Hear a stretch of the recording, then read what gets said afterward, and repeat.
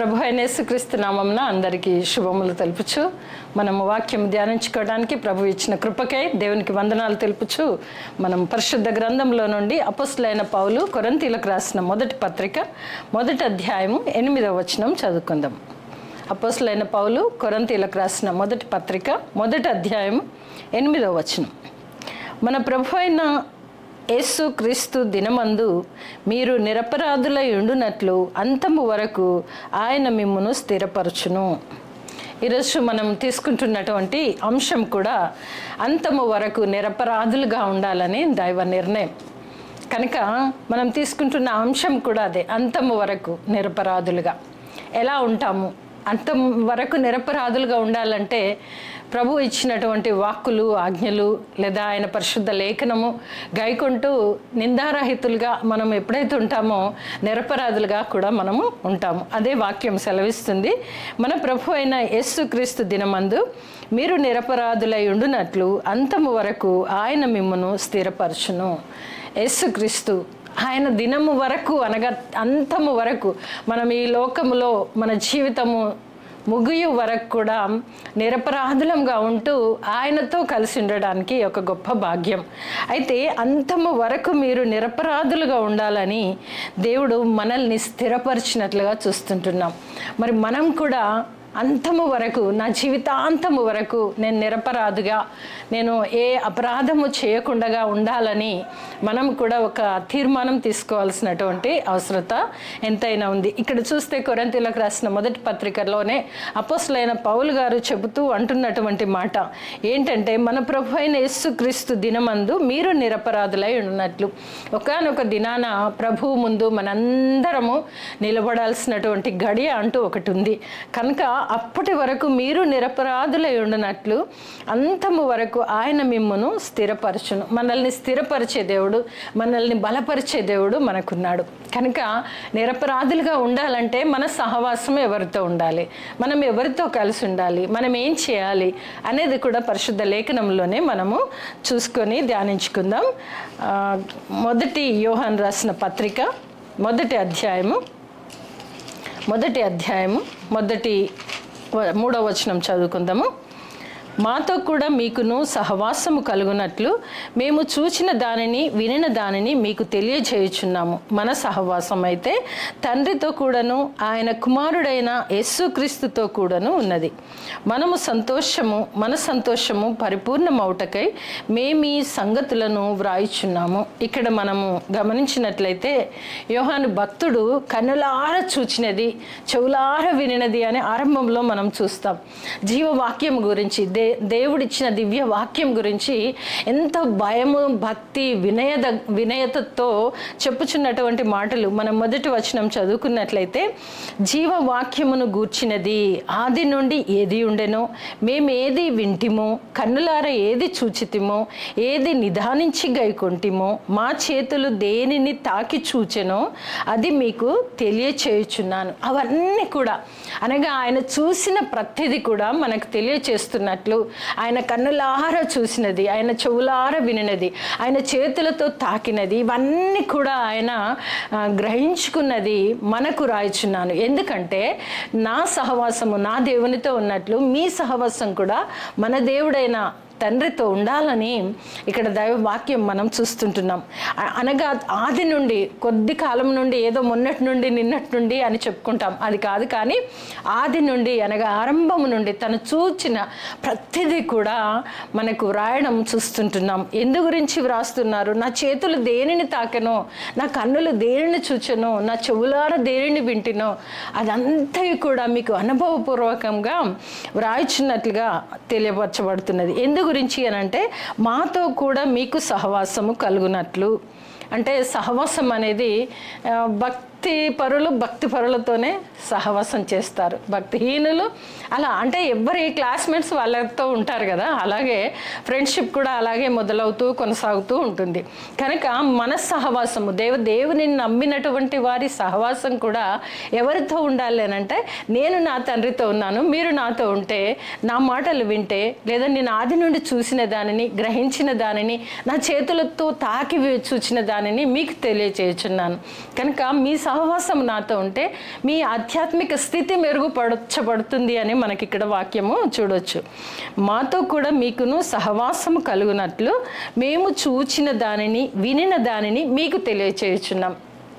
అంటే ఏదో కట్టుకథలు లేదా కల్పన కథలు లాంటివి కాదు, కానీ మేము చూచిన దానిని కన్నులారా ఏదైతే చూశారో దైవ గ్రంథంలో ఉన్నటువంటి కొన్ని సంఘటనలు ఎత్తి చూపుతూ మేము చూచిన దానిని, అంతేకాదు మేము వినిన దానిని మీతో కూడా పంచుకొంచున్నాము. ఎందు గురించి మీకు చెప్పుచున్నాము ఎందు గురించి అయితే అని మనం చూస్తే, మన సహవాసం అయితే తండ్రితో కూడాను. మన సహవాసం తండ్రితో ఉండాలి. తండ్రి గురించే నేను విన్నాను, తండ్రినే చూశాను, తండ్రిని తాకి చూచినటువంటి అనుభూతి నాకున్నది. అదే అనుభూతిని మీకు తెలియపరుచుచున్నాను. మీ సహవాసము నాతో ఉంటే మనమందరం కలిసి తండ్రితో సహవాసం కలిగి ఉంటాం.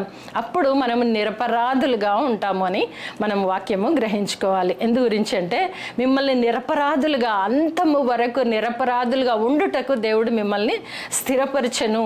ఒకవేళ మిమ్మల్ని స్థిరపరిచినట్లయితే మీతో మా సహవాసము, మాతో మీ సహవాసము, అనగా ఆది నుండి నేను చూచిన ప్రతిదీ మీరు వినినట్లయితే మీ సహవాసము మాతోనూ దేవునితోనూ కలిసి ఉంటుంది. కనుక ఇవన్నీ కూడా మీరు వినాలి అని మనకు దైవ వాక్యము హెచ్చరించబడుతున్నది.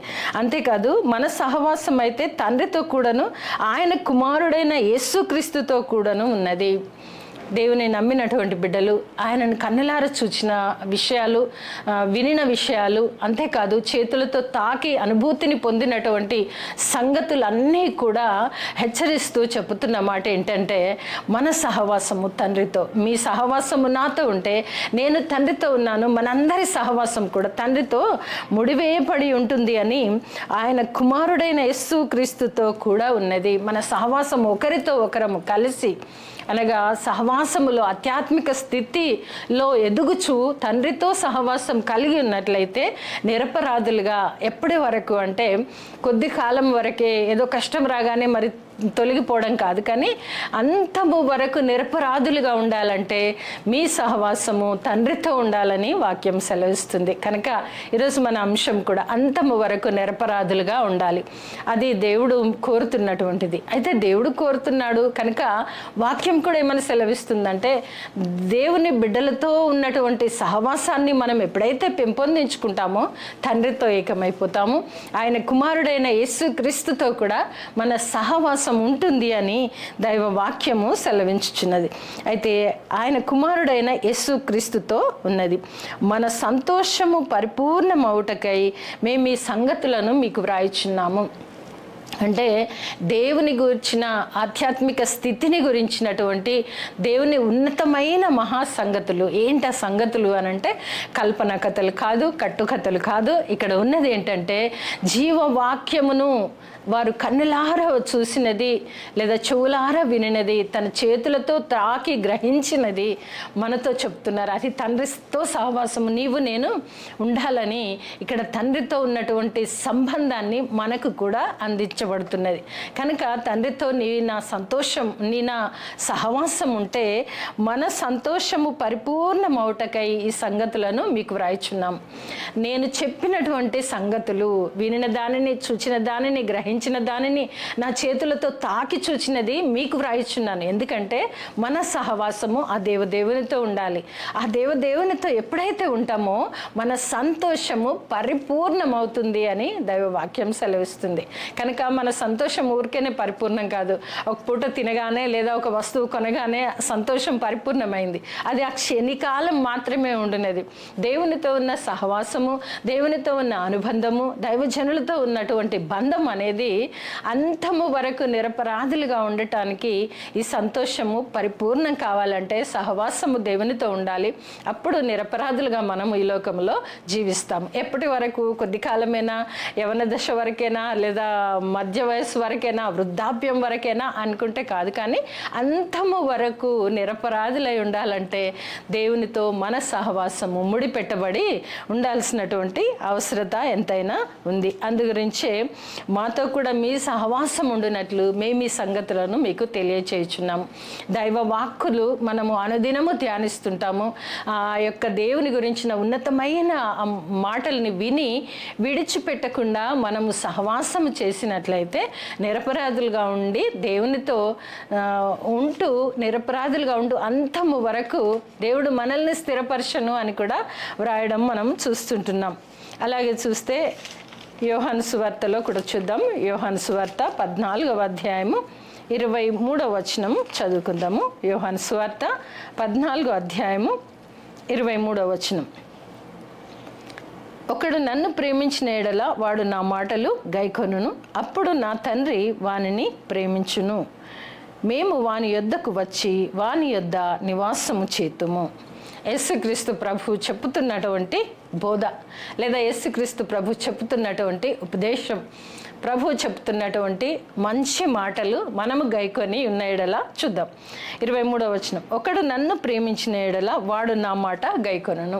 ఎవరినైతే మనం ప్రేమిస్తామో వారి ఇష్టం లేకపోయినా వారిని ప్రేమించినప్పుడు వారు చెప్పిన మాట మనకు కష్టంగా ఉన్నా ఇష్టం లేకపోయినా కూడా మాటను వింటాం. అట్లీస్ట్ ఆ మాటను చేయడానికి ఒక అడుగు ముందుకేద్దాం. నాకు ఇష్టం లేదు కానీ చేశాను అని చెప్తుంటారు. అయితే అలాగే ఒకడు నన్ను ప్రేమించిన ఎడల వాడు నా మాట గైకొనును. నిజంగా మనం ఎప్పుడైతే ప్రేమిస్తామో కష్టమైన మాట అయినా కూడా గైకొనడానికి మనం సాహసం చేస్తాం. కనుక ప్రేమించడము తండ్రి యొక్క ఆయన మొట్టమొదటిగా మనల్ని ప్రేమించాడు. మరలా చెప్పుచున్న మాట ఏంటంటే ఒకడు నన్ను ప్రేమించిన ఎడల వాడు నా మాట గైకొనును, నన్ను ద్వేషించిన ఎడల నా గురించినటువంటి ప్రస్తావన కూడా వినడు అని కూడా మనం చూడొచ్చు. అయితే అప్పుడు నా తండ్రి వానిని ప్రేమించును, నా మాట నన్ను ప్రేమిస్తే నా మాట గైకొంటారు, అప్పుడు చూస్తున్న పరమ తండ్రి వానిని ప్రేమించును, అనగా నిన్ను నన్ను ప్రేమించును. యేసుక్రీస్తు ప్రభు అద్వితీయుడుగా అత్యున్నతమైన సింహాసనం విడిచిపెట్టి భూలోకానికి అరుదించి మనకు ఉపదేశిస్తున్నాడు. ఏమనంటే నన్ను ప్రేమించండి, తండ్రి రూపంగా తండ్రి పంపిన అద్వితీయ కుమారునిగా భూలోకమునకు అరుదించి ఉంటున్నాను. నన్ను ప్రేమించిన ఎడల నేను చెప్పే మాటలు గైకుంటారు, ఎప్పుడైతే నా మాటలు మీరు గైకుంటారో తండ్రి వానిని ప్రేమించును అని మనము చూస్తుంటున్నాం. మేము వాని యొద్దకు వచ్చి వాని యొద్ద నివాసము చేతుము. ఎప్పుడైతే మనము తండ్రిని యేసుక్రీస్తు ప్రభుల వారిని ప్రేమిస్తామో అప్పుడు ఆయన మాటలు గైకునే వారుగా ఉంటాము. అప్పుడు ఆయన మాటలు ఎప్పుడైతే గైకుంటామో పరలోకపు తండ్రి ప్రేమించేవాడుగా ఉంటున్నాడు. ఎల్లప్పుడూ ఆయన ప్రేమించి హక్కును చేర్చుకోవడానికి ఎదురు చూసే ప్రేమమయుడని మనం చూడొచ్చు. అయితే అప్పుడు మేము వాని యొద్దకు వచ్చి వాని యొద్ద నివాసము చేతుము. తండ్రి మనతో ఉన్నప్పుడు తప్పుల్లో పడకుండా మనం కాపాడబడతాం. తప్పుడు పనులు చేయడానికి ఒక అడుగు ముందుకు వేయం, తప్పుల్లో నుండి తప్పించబడతాం. అది తండ్రి మనతో సహవాసం చేస్తే మన సహవాసము తండ్రితో ఉన్నప్పుడు ఆ తప్పుల్లో పడకుండా మనం ఉంటాం. అప్పుడు నిరపరాధులుగా ఉంటాము. అంతము వరకు నిరపరాధులుగా దేవుడు మనల్ని చూడాలని మనల్ని స్థిరపరిచాడు. కానీ కొన్నిసార్లు మనము అపరాధములో పడిపోయి దేవునికి కష్టమైన పనులు చేస్తూ ఆయనని దుఃఖపరిచే వారంగా ఉంటాము. అందుగురించే యేసుక్రీస్తు ప్రభు అంటున్నారు, మీరు నన్ను ప్రేమిస్తే నా మాటలు మీరు వింటారు. ఎప్పుడైతే మీరు నా మాటలు వింటారో పరలోకమందున్న తండ్రి మిమ్మల్ని బహుగా ప్రేమించును. అంతేకాదు అప్పుడు మేము వచ్చి మీ దగ్గర నివాసము చేతుము అని దైవ వాక్యం మనం చూస్తుంటున్నాం. ఎప్పుడైతే మన తండ్రి మనతో నివాసం ఉన్నప్పుడు మనము అపరాధములో పడిపోకుండా నిరపరాధులుగా ఉంటాము. ఎప్పటి వరకు అంటే అంతము వరకు నిరపరాధులుగానే మనము ఉంటాము. అలాగే చూస్తే పేతురు రాసిన మొదటి పత్రికలో మరొక మాటని చదువుకుందాము. పేతురు రాసిన మొదటి పత్రిక 2వ అధ్యాయము 9వ వచనం. పేతురు రాసిన మొదటి పత్రిక 2వ అధ్యాయము 9వ వచనం. అయితే మీరు చీకటిలో నుండి ఆశ్చర్యకరమైన తన వెలుగులోనికి మిమ్మును పిలిచిన వాని గుణాతిశయములను ప్రచురము చేయు నిమిత్తము ఏర్పరచబడిన వంశమును, రాజులైన యాజక సమూహమును, పరిశుద్ధ జనమును, దేవుని సొత్తైన ప్రజలునై ఉన్నారు. ఇక్కడ మనం చూసినట్లయితే దేవుడు మనల్ని స్థిరపరిచాడు. ఆరంభంలో కొరింథీ పత్రికలోనే మనం చూసుకున్నాం. మన ప్రభు అయిన యేసుక్రీస్తు మనల్ని నిరపరాధులుగా ఉండుటకై ఆయన పిలిచాడు, నిరపరాధులుగా ఉండటానికై స్థిరపరిచాడు. అయితే ఎప్పటి వరకు అని అంటే అంతము వరకు ఆ దేవుడు అలా మనల్ని స్థిరపరిచిన దేవుడు. ఇక్కడ చూస్తే ఆ చీకటిలో నుండి, అయితే మీరు చీకటిలో నుండి ఆశ్చర్యకరమైన తన వెలుగులోనికి మిమ్మల్ని పిలిచిన వాని గుణాతిశయములను ప్రచురము చేయు నిమిత్తము. దేవుడు మనల్ని చీకటిలో నుండి, అంధకారములో నుండి, ఆ పాప బంధకాలలో నుండి ఎందుకు పిలిచాడు అని అంటే మనల్ని పిలిచిన వాని గుణాతిశయములను, ఆ దేవదేవుని గుణాతిశయములను ప్రచురము చేయు నిమిత్తము ఏర్పరచబడిన వంశముగా దేవుడు మనల్ని ఏర్పాటు చేసుకున్నాడు. అందు గురించే ఆయన స్థిరపరిచాడు. ఎప్పటి వరకు అని అంటే అంతము వరకు నిరపరాధులుగా ఉండాలని స్థిరపరిచాడు. ఆయనతో సహవాసం చేయాలని పిలుపునిచ్చాడు.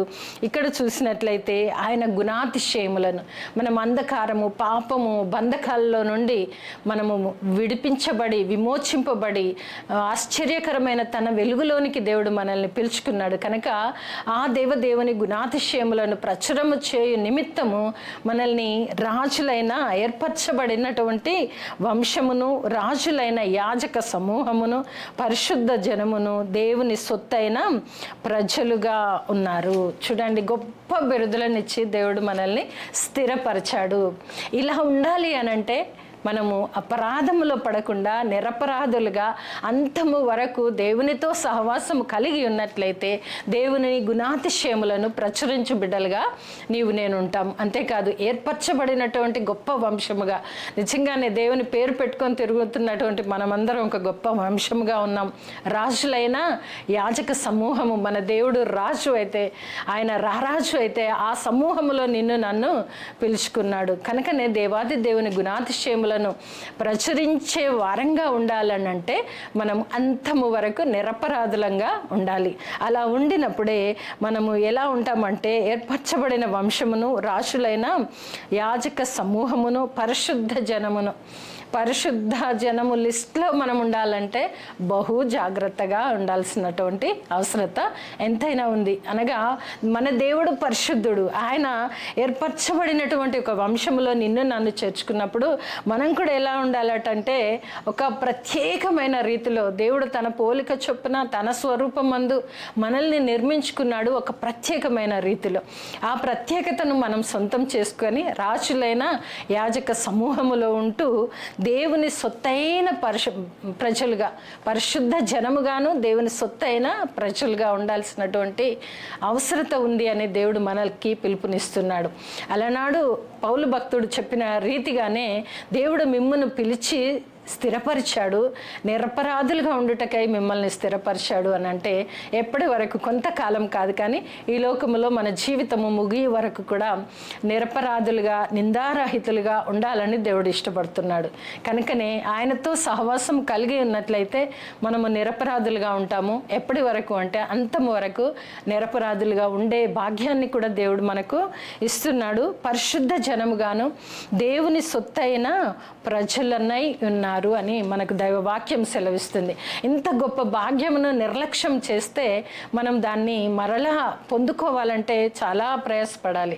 కనుక దేవుడిచ్చినటువంటి అవకాశం, దేవుడిచ్చిన సమయమును నిర్లక్ష్యం చేయక ఆ సమయములో దేవునితో కలిసి సహవాసములో ఎదుగుతూ ఆయన యొక్క గుణాతిశయములను ప్రచురించుతూ ఉండాలి అని అంటే అంతము వరకు నిరపరాధులమై మనం ఉండే కృపను దేవుడు మనకిచ్చాడు. అట్టి భాగ్యమును సొంతం చేసుకొని ప్రభు అయిన యేసుక్రీస్తు కృపలో ఇంకనూ ఎదిగే భాగ్యము దేవుని ద్వారా మనందరికీ కలుగును గాక. ఆమేన్.